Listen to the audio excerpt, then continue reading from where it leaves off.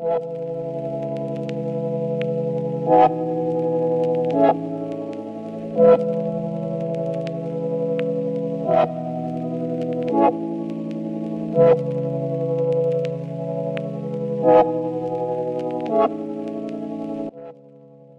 seems like every day it's getting harder to find a true, raw sports car, with many manufacturers throwing in the towel in terms of big, naturally aspirated or supercharged engines, in favour of smaller, more efficient turbo motors. Although these do increase power, you just don't get that sense of immediacy like you do in a naturally aspirated motor. And it's not just turbos taking up the market, hybrid and electric cars are stealing the show as well. So you may be thinking, is there any companies out there that are willing to stick by the good old fashioned petrolhead rulebook, meaning big V8 engines, a whiny supercharger and tyre shredding capabilities? In the words of Swedish House Mafia, don't you worry child, because there is one brand out there that does this better than any other.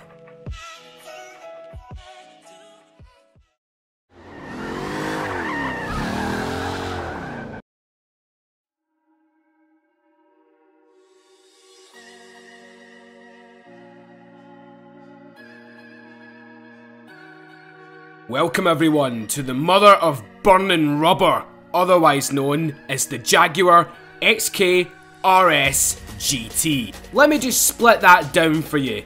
This is the hardcore version of the hardcore version of the hardcore version of Jag's hardcore GT car. The current XK has been around since 2006, and during that time it's had some pretty bonkers versions, but nothing quite like this.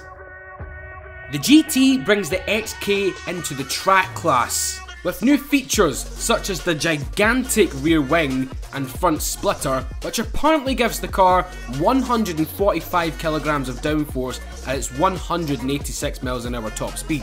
The steering rack and the chassis have been given some TLC in the form of merging some of the F-Types components. The inside is a mix of your traditional Jag leather and luxury, whilst also being more stripped back for the track. Proof of this is the bucket seats and the roll cage instead of rear seats. So make sure you choose wisely on who is lucky enough to experience the nitty gritty of this beast alongside you. Oh, and the stripes. You just can't say no to that, can you? With all of the wacky and outlandish styling, you would expect it to be crammed full of even more power. But sadly this isn't the case, because Jaguar have kept the exact same 542 horsepower and 502 pound-feet of torque from the XKR-S. This is a wise move though, because this thing is all about that aero.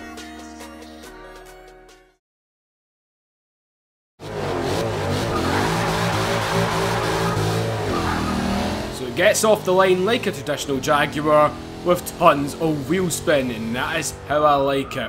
So what we're going to be doing right now guys is just generally getting the first impressions of this car, see how it handles around circuit of the Americas, and generally just having a ball. So through the first few corners there, I actually realised that the aerodynamics do a very good job of keeping it planted, but obviously, as you'll see in the second lap, we're going to have a little bit of fun. It likes to get sideways. Oh yes it does. Oh, it's doing it already. It is doing it already. Ho ho!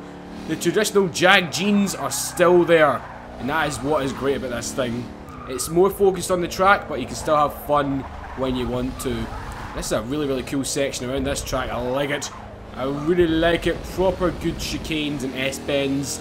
I mean, Circuit of the Americas is a great circuit overall, so I'm really glad to be driving this thing on this track. Braking heavy right down into this corner, into second gear. Use all the track. Yes, that's more like it. That is more like it. Down at the main straight. This thing, as I mentioned, it has 542 horsepower and 502 pound-feet of torque. That is the exact same as the XKR-S, the one below this, so they didn't put any more power into it, but I'm kind of glad they didn't, because then it would be a handful on the track. But right now, it is very easy. A little bit fast in that corner there, but we can sort that out in a little second.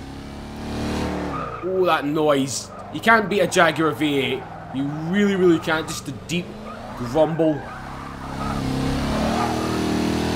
Oh, man, that is gorgeous. Absolutely gorgeous. It's like cream to the ears, man. Smooth, smooth cream and caramel to the ears. Oh, she's holding on around this one. Really is holding on around this one. God, the tyres now. This thing actually has it's 255s, sorry. 255s in the front and 305s in the back. So it's got more fatter tyres than the RS. So it definitely needed it. It definitely needed it. Because if you've driven the normal XKR-S, it does like to go very, very sideways, especially on a track. Down the straight, all the fans are cheering because they love the sound of this thing. Oh, braking hard, braking very, very hard there. So let's see if we can actually get some fun in this thing. Simple answer is yes. Yes! Oh, it is so controllable. It is really controllable thanks to the actual aerodynamics of this car. Oh man, I mean look at this, through the chicanes, through the S-bends, in third gear. So planted, but at the same time, you can just hoon it around like Ken Block. God damn, man. Ken, if you're watching this, jeez, get one of these things and make it a Gymkhana video. Oh, it'll be worth it big time. Through the S-bends again, uphill. Oh, trying to hit the tyre wall. Yes! I know this circuit is in America, but the British are invading it with tons of tyre smoke. Oh my god. This is a very tight corner around here, but a little kick of the clutch and the handbrake should do it good. Yes, definitely does. Definitely does now. This thing has actually posted quite a good time at the Nürburgring for what it is, considering the fact that it is a big GT car. 7 minutes and 40 seconds. That is brilliant, seriously, for this thing. It is really, really good. Definitely. Now, I don't know if it has anything to do with like the F-Type's underpinnings, because it has got a flat body underneath this thing, and it has also got the steering rack and some other features from the F-Type. And I'm trying to feel right now if you can actually compare the actual steering rack with the F-Type, because it's weird. It doesn't feel like the F-Type, because the F-Type is more softer than this. So it's weird in comparison. It's a lot more direct, this car. A lot more direct than the F-Type. You can actually make this thing grip if you want it to, and you can make it slide, because the F-Type is one of them cars which is just sideways for days. It doesn't give it doesn't give anything about freaking grip or anything, but it is. Oh, mammy. Oh, mammy now. We're going to end up actually setting a quick time on this one, guys. Right now, I want to answer a question. Would I take one over an F-Type? Now, you all know the F-Type is one of my favourite cars, if not my favourite car. This, dare I say, I think it has a tad more charm, whereas the F-Type is more all about beauty and just sliding around like a lunatic. This is as well, right, but in different ways. It is in different ways. The F-Type is more of a road-suited car, and this is more of a track car. So, to answer that question, I would take the F-Type for a daily driver and use this just to go hooning around a track. Definitely, I would do that. So we're just trying to get quite a good lap time in, guys. I know we had a little bit of a problem there, trying to get the tail out, but as long as you're going just the right speed. Oh, there we go. Why are you doing this now? You weren't doing this in the first lap. Oh, there we go. Ho, ho, ho.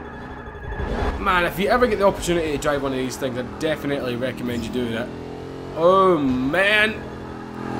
Oh, yes. There we go, into second gear. This corner is just amazing, seriously. I mean, you can cut it, or else you can just drift right round it. I've buggered it up. I buggered it up, man. I buggered it up. Oh, no.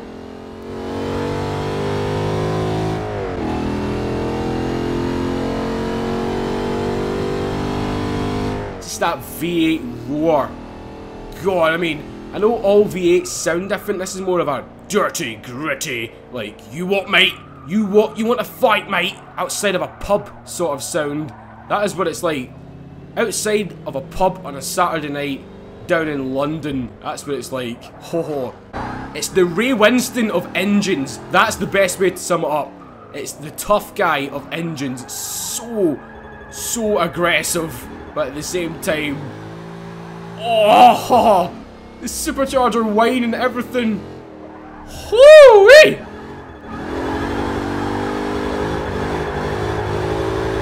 Oh my god! Look at this! She's a sideways monster, and that's how I love her, man. That is how I love her. Oh man. This is the thing I love about Jaguar, seriously.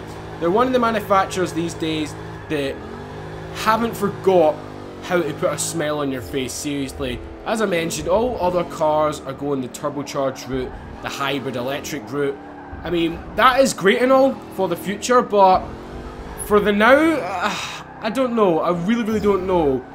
It's just, I want fun for my car, seriously. I'm not saying the LaFerrari or the P1 aren't fun, but they don't really deliver like a proper rawness like this thing. This abides by the old school book. So there you go, car makers of the world. You can slap all of the turbo and electric motors on your cars to pave the way for a better future, but I and many others out there live for the now. I'm truly in love with the GT. It does everything a great sports car should. It grips, it drifts, it looks and sounds biblical, and the most important thing, it's a jet.